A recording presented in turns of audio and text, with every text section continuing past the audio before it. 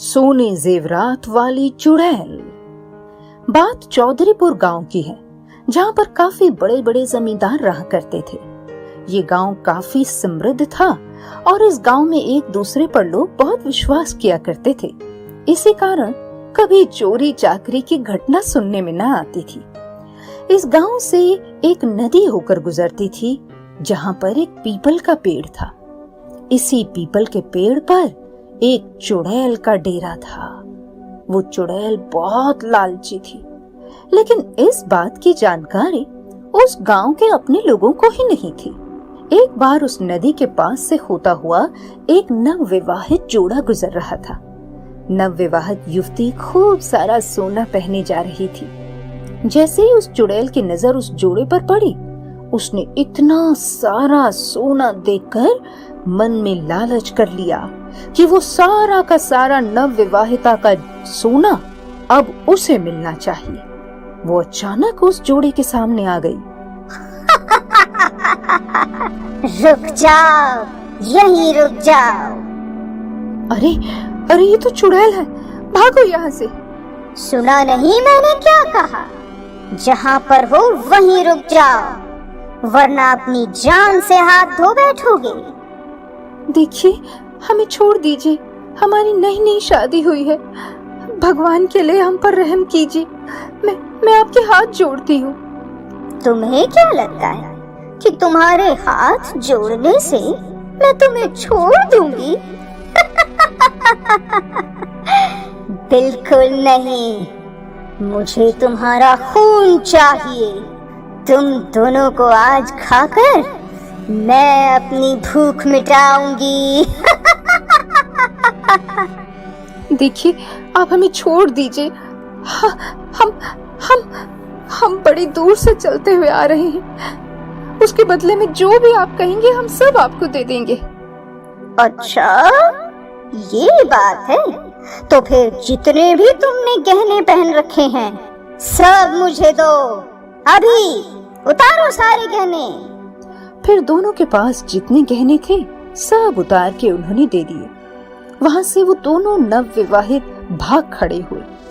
चुड़ैल तो अब गहनों को पाकर बड़ी खुश थी। सोचने लगी कि अब वो घर घर जाकर चोरी करेगी, खूब सारे गहने जेवरात इकट्ठा करेगी। वो चुड़ैल उसी रात गांव में रह रहे राधे सेठ के घर चोरी करने गई।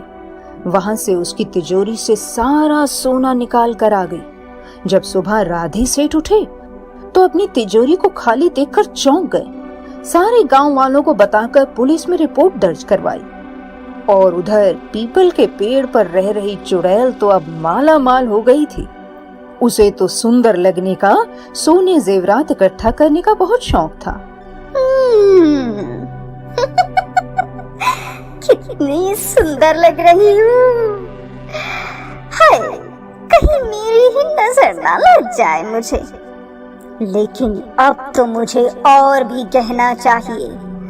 लेकिन अब हर रोज गांव में सोने जेवरात की चोरी की खबरें आने लगी, जिसे देखकर गांव वालों ने रात में पहरा देने का निर्णय लिया। एक रात वो चुड़ैल फिर से गांव में चोरी के इरादे से आई और बद्री सुनार के घर घुसकर सारा सोना चुरा कर ले जा रही थी। जब वो जा रही थी कि पीछे पहरा दे रहे एक गांव वाले की नजर उस चुड़ैल पर पड़ गई। उस चुड़ैल को देखते ही उस गांव वाले की तो सिट्टी पिट्टी गुम हो गई। अरे अरे, ये तो खूंखार चुड़ैल है। अरे अरे, कोई है? अरे सुनो, अरे गांव वालों, उठो उठो, अरे कोई है। ये सुनते ही चुड़ैल उस पहरेदार के पास आई। उसने अपने शरीर पर खूब सारा गहना पहना हुआ था। उसने बद्री सुनार के घर से चुराए गहने और जेवरात पोटली में रख लिए थे और उस पहरेदार को धमकाने लगी। ए आदमी, चुप हो जा, वरना अपनी जान से जाएगा। तेरा ऐसा बुरा हाल करूंगी कि तेरी लाश भी तेरे घर वालों को नसीब नहीं होगी। और ये बोलते ही वो चुड़ैल वहां से गायब हो गई। चुड़ैल के जाते ही पहरेदार जोर जोर से गांव वालों को आवाज देकर इकट्ठा करने लगा। गांव प्रधान ने पूछा, क्या हुआ, क्यों चिल्ला रहे हो? तुम्हें चोर मिल गया क्या? चोर पकड़ लिया क्या? हाँ प्रधान जी, मैंने चोर को देखा था, लेकिन ये आम चोर नहीं है। प्रधान जी, ये चोर नहीं, चुड़ैल है जो अपने गांव में चोरी कर रही है कब से। बहुत खूंखार चुड़ैल थी। उसने अपने शरीर में खूब सारे जेवरात पहने थे। अभी अभी वो बद्री सुनार के घर से चोरी करके भागी है।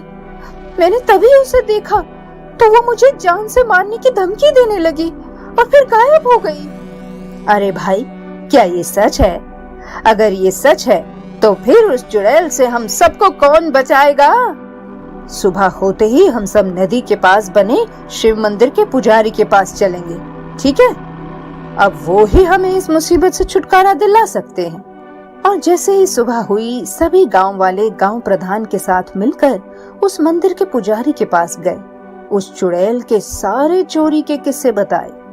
हाँ, मैंने इस चुड़ैल के चोरी वाले किस्सों के बारे में सुना है। मुझे पता है ये चुड़ैल कहाँ रहती है। तो फिर बताइए पंडित जी, जल्दी कुछ कीजिए, हमारी मदद कीजिए पुजारी जी।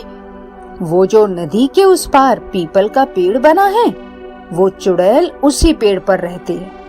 मैं कल सुबह सूरज की पहली किरण के साथ उसी पेड़ के नीचे हवन करूंगा और तुम लोगों को उस चुड़ैल से छुटकारा दिलाऊंगा। अगले दिन पुजारी जी ने वैसा ही किया।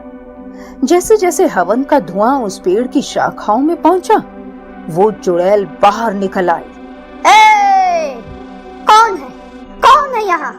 तेरी मौत है यहाँ। पुजारी के बच्चे, तू मेरी मौत को नहीं, अपनी मौत को बुलावा दे रहा है। क्यों मरना चाहता है तू? देख चुड़ैल, तूने पूरे गांव वालों को परेशान कर कर रखा है। अब तेरी बारी है, अब तू नहीं बचने वाली। और फिर पुजारी जोर जोर से मंत्र पढ़कर हवन करने लगे। जैसे जैसे हवन की आग की लपटें तेज होती जा रही थी, वैसे वैसे चुड़ैल परेशान होती जा रही थी। अरे पुजारी, देख मैं कह रही हूँ तुझसे, बंद कर इस हवन को, बंद कर अभी। मेरा पूरा शरीर जल रहा है। पुजारी और जोर जोर से हवन करने लगा, जिसके प्रभाव से अब चुड़ैल उस आग की चपेट में आकर ध्वस्त हो गई। चुड़ैल की चीखों को सुनकर वहां पूरा का पूरा गांव इकट्ठा हो गया और उस दिन के बाद से उस चुड़ैल ने उस गांव वालों को कभी तंग नहीं किया।